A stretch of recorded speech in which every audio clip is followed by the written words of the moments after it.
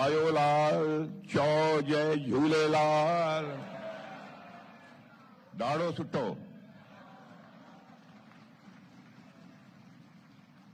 विश्व सिंधु फाउंडेशन के अध्यक्ष श्री गुरमुख जागवानी जी, लोकसभा सांसद और हमारे बहुत ही डायनेमिक सांसद श्री शंकर लालवानी जी और डॉक्टर राजू मनवानी जी, श्री बांसदेव देवनानी जी, स्पीकर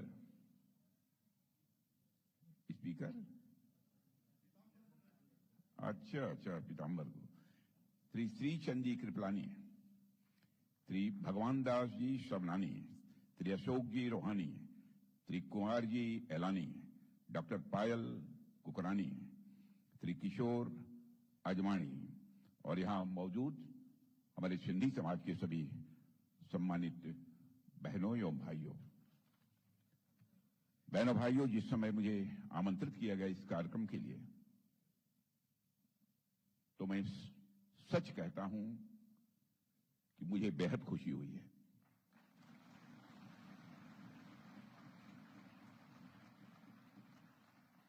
सिंधी समाज का आज से नहीं वर्षों से मेरा बहुत ही नजदीकी रिश्ता रहा है,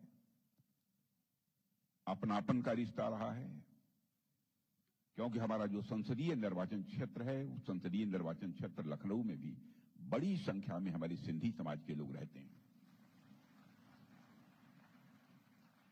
मैंने लखनऊ में देखा है कि जब भी कोई राष्ट्रीय स्तर का कोई कार्यक्रम हो, आयोजन हो अथवा कोई अभियान हो, बढ़ चढ़कर उसमें अपनी भागीदारी यदि कोई सुनिश्चित करता है तो हमारे सिंधी समाज के लोग करते हैं।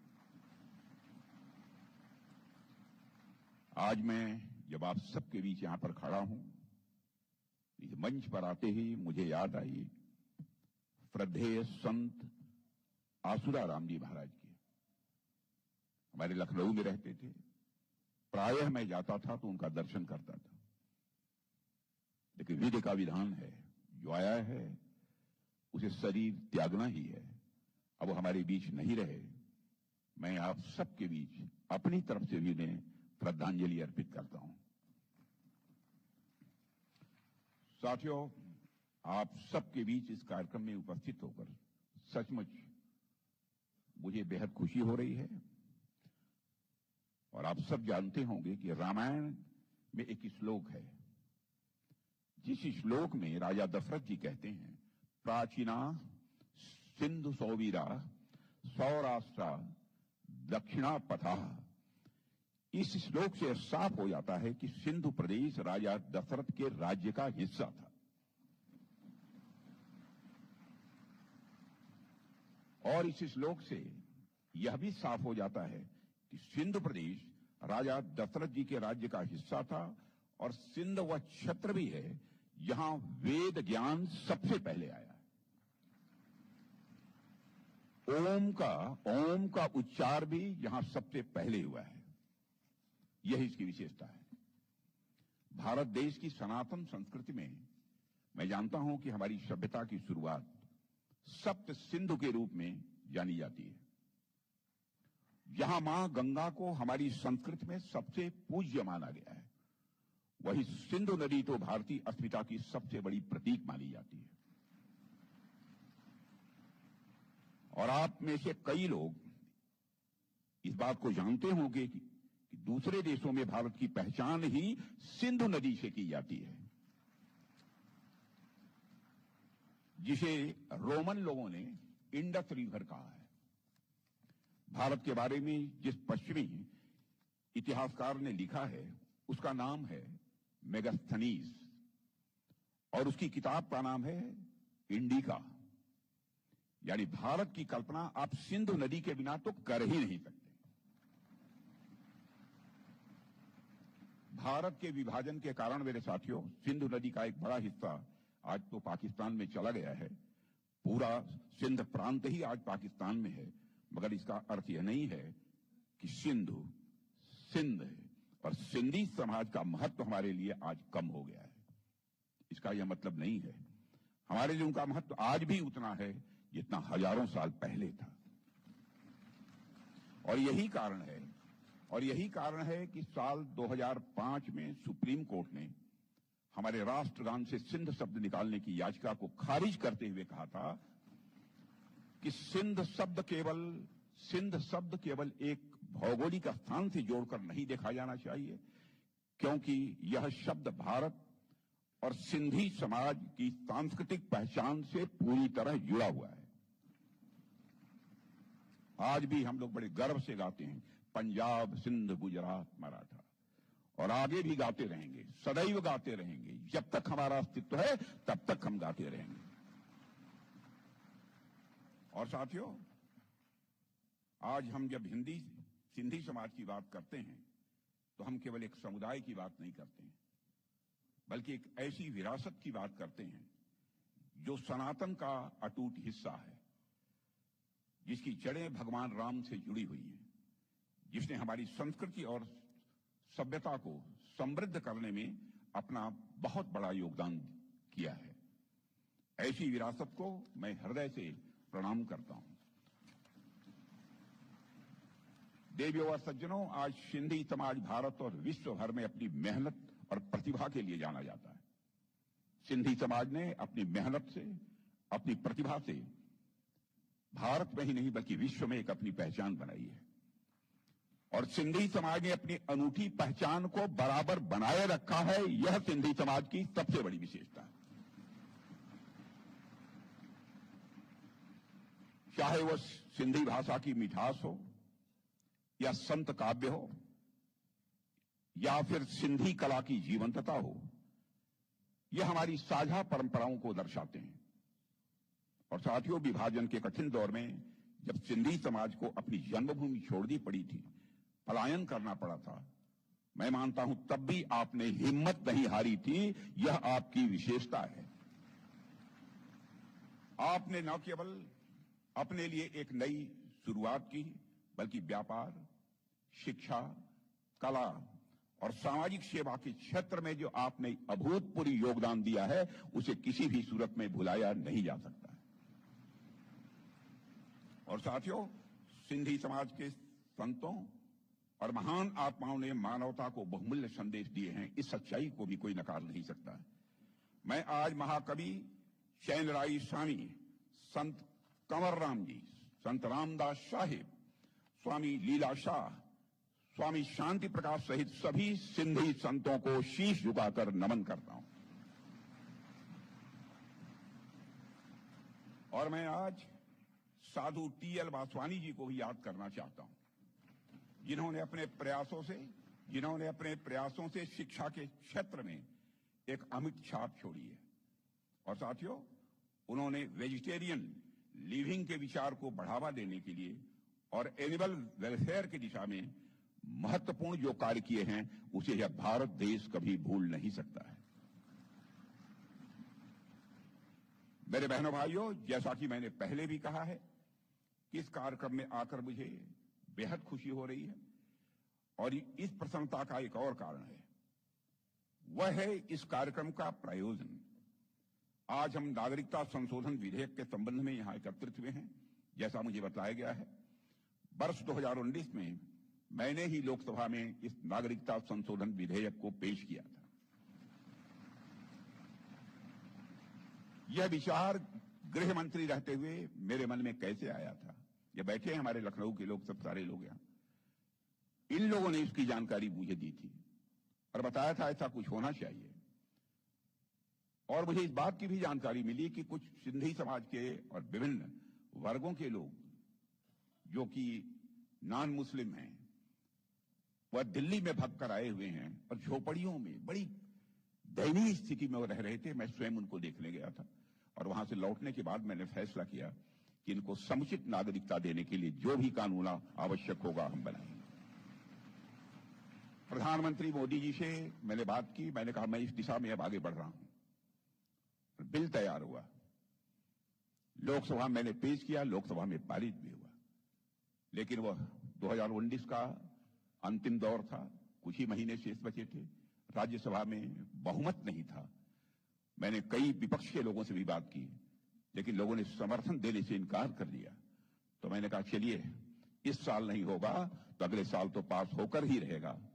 और फिर जब गृह मंत्री अमित जी बने तब मैंने उनसे कहा और उन्होंने फिर उस काम को आगे बढ़ाया।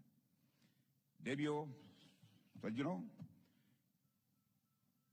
यह बात ध्यान देने वाली है कि हमारी सरकार ने कई पड़ोसी देशों से धार्मिक उत्पीड़न से बचने के लिए वर्ष 2024 तक भारत आए अल्पसंख्यक समुदायों के सदस्यों को बिना पासपोर्ट के भारत में रहने की अनुमति दी। आज मैं कह सकता हूं कि हमारे पड़ोसी देशों के इन भाइयों और बहनों का सम्मान से ही जीने का अधिकार भारत में मिल रहा है और इस अधिकार को दुनिया की कोई ताकत छीन नहीं सकती। और मैं यह भी कहना चाहूंगा कि पड़ोस के कई देशों में अल्पसंख्यक समुदाय वर्षों से यातना झेलता रहा है। उनके घर जलाए गए, उनके बच्चों को मारा गया, बेटियों के साथ जुल्म अत्याचार किए गए, लोगों का जबरन धर्म परिवर्तन कराया गया। उनमें से कई लोग जब किसी तरह अपनी जान बचाकर भारत आए तो तुष्टीकरण करने वाली पूर्व की कई सरकारों ने भी उन्हें जो राहत देनी चाहिए, राहत देने की बात तो दी दूर, उनके साथ जिस तरीके का व्यवहार किया गया उसकी जितनी भी निंदा की जाए वह कम है। एक खास समुदाय के वोट बैंक को केवल खुश करने के लिए उन्हें अपना अपमानित किया गया, जलालत उन्हें झेलनी पड़ी। पड़ोस के देशों से आने वाले एक विशेष वर्ग को शरण दी गई, लेकिन इस हिंदू समाज के लोग जो वाकई में इसके हकदार थे उन्हें जो अधिकार मिलने चाहिए थे वो अधिकार नहीं दिए गए। उनके कष्ट को जो समझा जाना चाहिए था, जिस संवेदना के साथ समझा जाना चाहिए था, वो नहीं समझा गया। लेकिन इस पीड़ा को किसी ने समझा तो हमारे प्रधानमंत्री नरेंद्र मोदी जी ने समझा। हमने उस पीड़ा को समझा, उस दर्द को महसूस किया और हमारी सरकार ने कानून बनाकर, मेरे साथियों, यह सुनिश्चित किया कि हम उनके घाव पर मलहम लगाएंगे और हमने उस घाव को भरने का काम किया है जो घाव हमारे बहनों भाइयों को कष्ट दे रहा था, पीड़ा पहुंचा रहा था। इसलिए हम नागरिकता संशोधन विधेयक लेकर आए। अगर मैं सिंधी समाज की बात करूं यहां पर, तो सिंधी लोग सिंधु घाटी सभ्यता के वंशज हैं, जिसे इतिहासकार आज विश्व की सबसे प्राचीन सभ्यताओं में से एक मानते हैं। ऐसे लोग लंबे समय तक सेकंड क्लास सिटीजन, द्वयम दर्जे के नागरिक की तरह जीवन जिए, यह अन्य किसी को मंजूर हो सकता है, लेकिन हम लोगों को किसी भी सूरत में यह मंजूर नहीं था। भगवान झूलेलाल जी ने इस सौभाग्य को हमें दिया, मेरे बहनों भाइयों, कि हम अपने बहनों और भाइयों के लिए यह शुभ कार्य कर पाए। और एक बात मैं बहुत स्पष्ट कर देना चाहता हूं, जो इनविटेशन लेटर मुझे मिला था उसमें कहा गया था कि सिंधी समाज के लोग मेरा आभार व्यक्त करना चाहते हैं, यह लिखा हुआ था, धन्यवाद देना चाहते हैं। लेकिन मेरा मत यह है कि यह कानून कोई आपके ऊपर एहसान नहीं था, आपके ऊपर यह कोई उपकार नहीं था, यह हम सबकी नैतिक जिम्मेदारी थी, हमारे सरकार की नैतिक जिम्मेदारी थी। यह मानवीय कार्य था, यह एक मानवीय कार्य था, यह एक संवेदना का कार्य था, जिस कार्य को हम लोगों ने किया है। ऐसा समाज जो देश के लिए और अपनी मातृभूमि के लिए हमेशा खड़ा रहा है, जिसके नीयत के ऊपर सवालिया निशान कभी नहीं लगा है, जिसने स्वाधीनता संग्राम में अपना अनमोल योगदान दिया है, जिस समाज के पुरुषों और महिलाओं ने भारत की स्वतंत्रता के लिए संघर्ष किया है, जिस समाज के बहुत से व्यापारियों ने नेताजी सुभाष चंद्र बोस और इंडियन नेशनल आर्मी को अपना समर्थन दिया था, उस समाज के लोगों के प्रति हमारा दायित्व है कि चाहे जैसे भी हो, जो भी करना हो, वह सम्मान के साथ अपनी जिंदगी जिए। ये हम सबकी जिम्मेदारी बनती थी और उसी जिम्मेदारी का हम लोगों ने निर्वाह किया है। मेरे बहनों भाइयों, मैं जानता हूं सिंधी समाज के लोगों ने बहुत सारे कष्ट सहे हैं और सिंधी समाज के लोगों ने हमेशा अपनी मातृभूमि के लिए बलिदान दिया है। मैं आज हेमू कालानी जी को भी यहां याद करना चाहता हूं, जिन्हें भारत छोड़ो आंदोलन के दौरान गिरफ्तार किया गया था, उन्हें मौत की सजा सुनाई गई थी। सिंध के लोगों ने दया याचिका दायर की और ब्रिटिशर्स ने इसे मंजूर किया, लेकिन उन्होंने शर्त रखी कि हेमू कालानी जी को अपने साथ के क्रांतिकारियों के नाम उजागर करने पड़ेंगे। लेकिन हेमू कालानी जी ने इसे साफ इनकार कर दिया था। यह थी एक नेशनल स्पिरिट, यह थी एक राष्ट्र भक्त की प्रखर भावना। और हेमू कालानी जी को 21 जनवरी 1943 को फांसी दे दी गई थी। आप कल्पना कीजिए कि उस समय वह केवल 19 वर्ष के थे। 19 वर्ष के युवा के अंदर किस प्रकार से प्रखर राष्ट्रीय स्वाभिमान की भावना थी।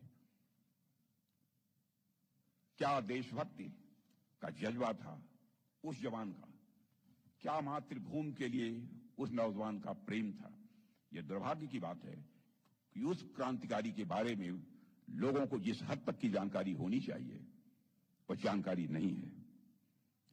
और बहुत कम लोग हैं जिन्होंने उनके बारे में पढ़ा है, बहुत कम लोग हैं जिन्होंने उनका नाम सुना है। मैं हेमू जी को सादर नमन करता हूं, जिन्होंने भारत के स्वतंत्रता संग्राम में अपना योगदान दिया है।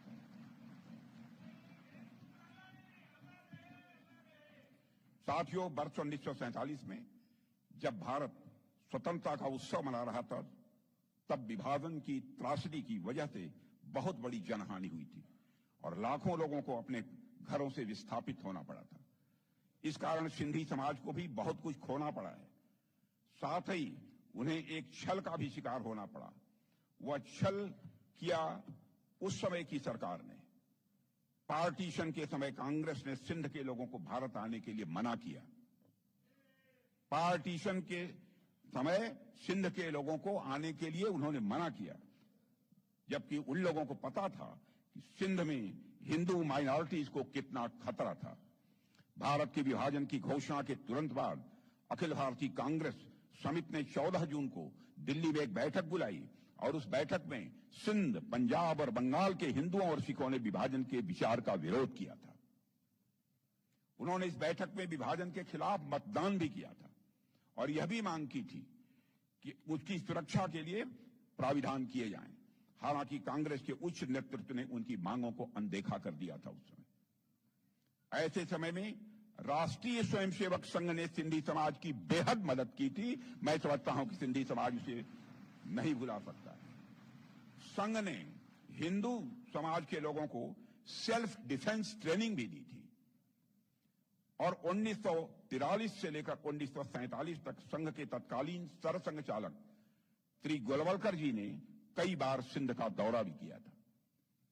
वे सिंध के सभी प्रमुख शहरों में गए थे और वहां के प्रमुख हिंदू और सिंधी नेताओं, व्यापारियों, वकीलों और शिक्षाविदों से मिले। और जब अगस्त 1947 के प्रारंभ में उन्होंने कराची का दौरा किया तो लाखों की संख्या में सिंधी हिंदुओं ने उनका स्वागत किया था। इस दौरान संघ से सिंधी जुड़ाव स्वाभाविक रूप से बढ़ा था।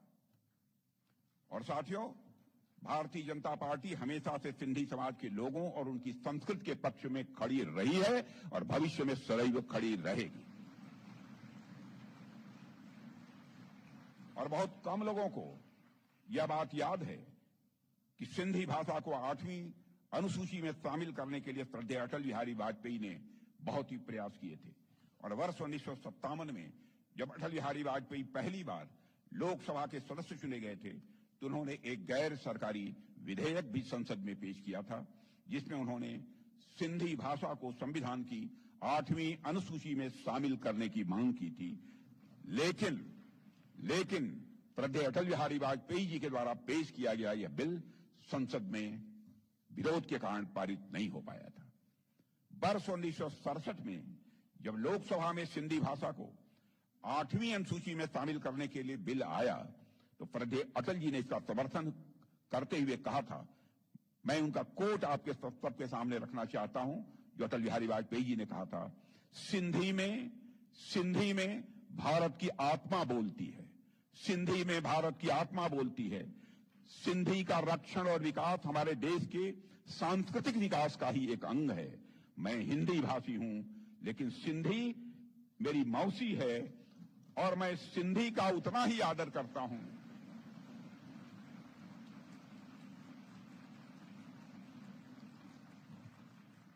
और मैं सिंधी का उतना ही आदर करता हूं जितना कि मैं हिंदी का आदर करता हूं।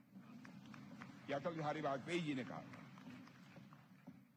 यह स्टेटमेंट इस बात का सबूत है कि हम हमेशा से ही सिंधी लोगों के सम्मान के लिए खड़े हुए हैं, उनके हक के लिए खड़े हुए हैं और सिंधी समाज के अधिकार के लिए बहनों भाइयों खड़े हुए हैं और भविष्य में भी जब भी जरूरत होगी खड़े होते रहेंगे। और हाल ही में महाराष्ट्र की एनडीए सरकार ने सिंधी विस्थापितों को उनकी जमीन का मालिकाना हक दिलाने के लिहाज से एक विशेष अभय योजना 2025 लागू की है और यह योजना सिंधी समुदाय के लिए सम्मान और सुरक्षा की प्रतीक है, जिससे 3 पीढ़ियों को न्याय मिल रहा है इस पहल के कारण। और मैं यहां पर आदरणीय लाल कृष्ण आडवाणी जी का भी जिक्र करना चाहता हूं। हमारे नेता थे, आज हैं। आडवाणी जी ने अपनी एक पुस्तक में लिखा है कि सिंधी हिंदू और विशेषकर उनकी पीढ़ी के लोग अभी भी भारत से सिंध को अलग करने की बात को स्वीकार नहीं कर पाए हैं। न केवल सिंध में बल्कि पूरे भारत में हिंदू सिंधु नदी को पवित्र मानते थे। सिंध के कई मुसलमान भी मानते थे कि सिंधु का जल मक्का के आबे जमजम से कम पवित्र नहीं है। यह मैं उनका कोट बतला रहा हूं, यह आडवाणी जी का कोट है। आज सिंध की भूमि, मेरे बहनों भाइयों, यह भारत का हिस्सा भले ही न हो, लेकिन सभ्यतागत रूप से सिंध हमेशा भारत का हिस्सा रहेगा। और जहां तक जमीन की बात है तो बॉर्डर्स तो बदल सकते हैं, क्या पता कल को सिंध भारत में फिर से वापस आ जाए।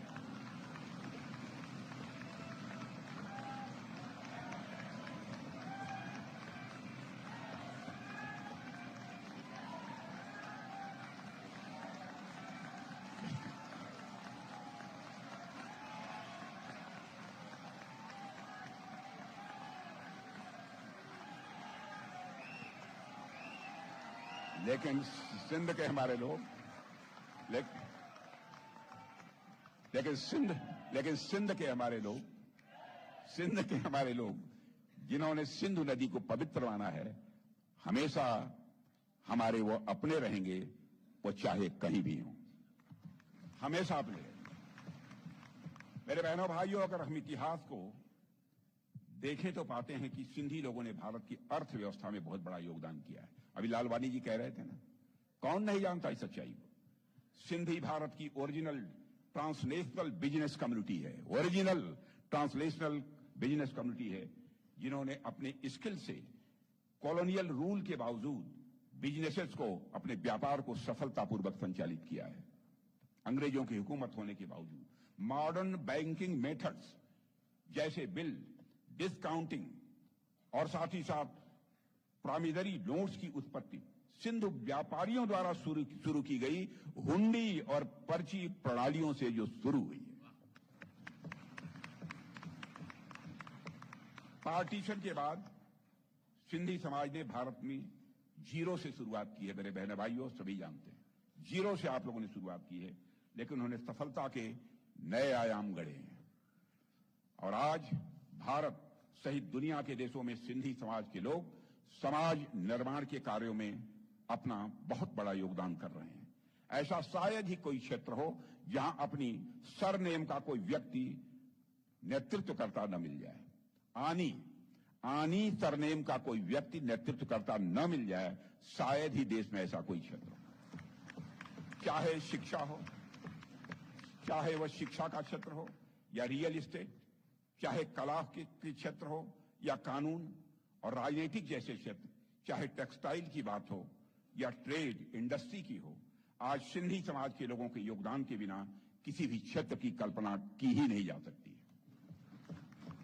मेरे बहनों भाइयों, मैं आज के.आर. बलकानी जी को भी याद करना चाहता हूं, जो ऑर्गेनाइजर के पहले और सबसे लंबे समय तक अपनी सेवा देने वाले मुख्य संपादक थे।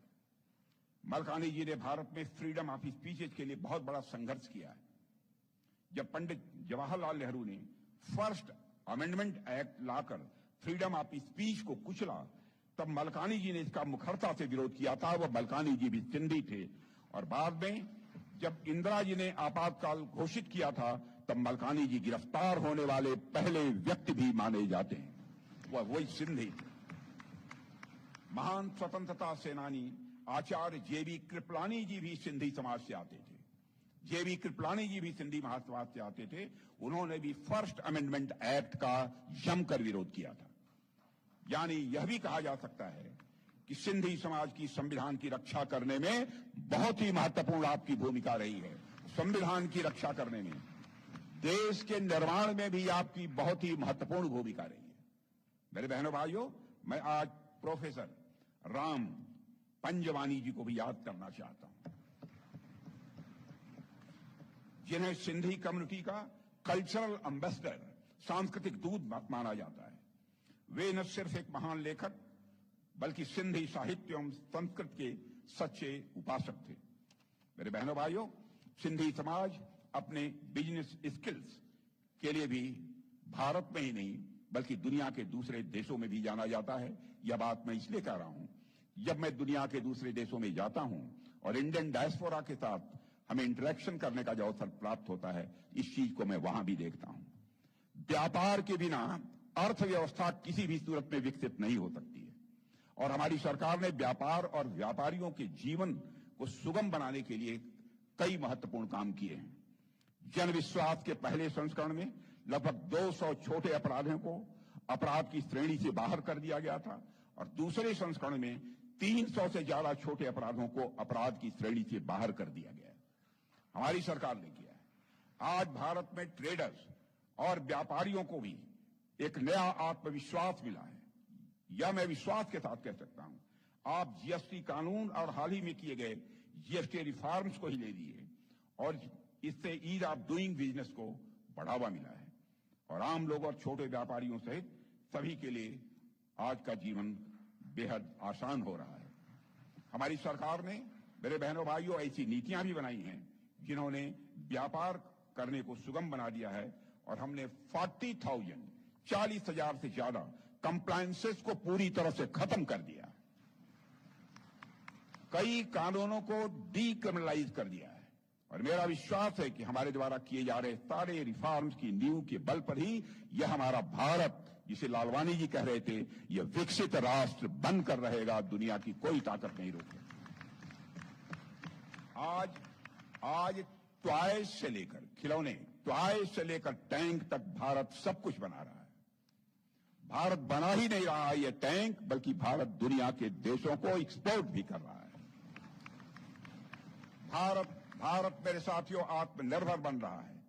दुनिया का मैन्युफैक्चरिंग हब बनने की दिशा में भारत तेजी के साथ आगे बढ़ रहा है और वह दिन दूर नहीं जब हमारा भारत यह विकसित राष्ट्र बनेगा और हमारा संकल्प भी और विश्वास भी है, यह मैं कह सकता हूं।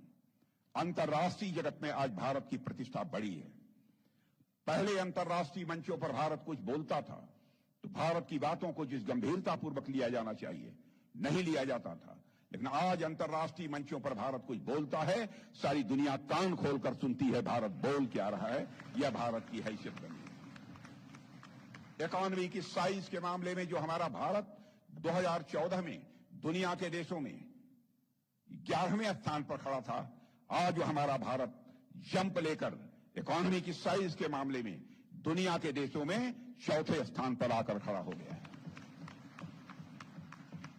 अंतर्राष्ट्रीय मानी जानी फाइनेंशियल फर्म्स मॉर्गन स्टैनले ने कहा है कि भारत जितनी तेजी से प्रगति कर रहा है वह दिन दूर नहीं है, साल 1.5 साल के अंदर ही भारत इकोनॉमी यानी अर्थव्यवस्था की साइज के मामले में दुनिया के देशों में टॉप 3 देशों में आकर खड़ा हो जाएगा। मेरे बहनों भाइयों, हमारे प्रधानमंत्री ने स्वदेशी का आह्वान किया है।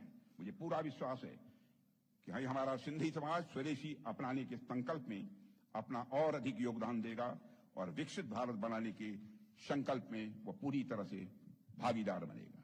मैं आप सभी से आह्वान करता हूं, विकास भी और विकास के साथ साथ विरासत भी के मंत्र को अपनाकर भारत के आर्थिक और सांस्कृतिक उदय में आप अपना अधिक से अधिक योगदान दें और इसके लिए यह भी आवश्यक है कि हमारी नई पीढ़ी को सिंधी भाषा, संस्कृति, यह सब और मूल्यों से आप उन्हें जोड़ें। नई पीढ़ी को इन सब सारे सिंधी भाषा, संस्कृति और मूल्यों से अलग न होने पाए, यह कोई चिंता किसी को करनी है तो आपको करनी है, ताकि वह अपने गौरवशाली इतिहास से जुड़े रहें, अपने गौरवशाली इतिहास को वह जान सकें, ताकि वो उनके अंदर किसी भी प्रकार की एक इंफीरियरिटी कॉम्प्लेक्स या हीन भावना न पैदा होने पाए और पूरी ऊर्जा के साथ वह देश के निर्माण में अपना योगदान कर सकें।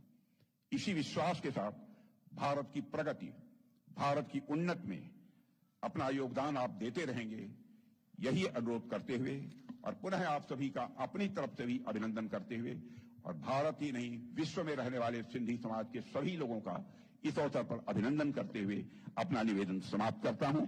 आप सबको बहुत बहुत धन्यवाद।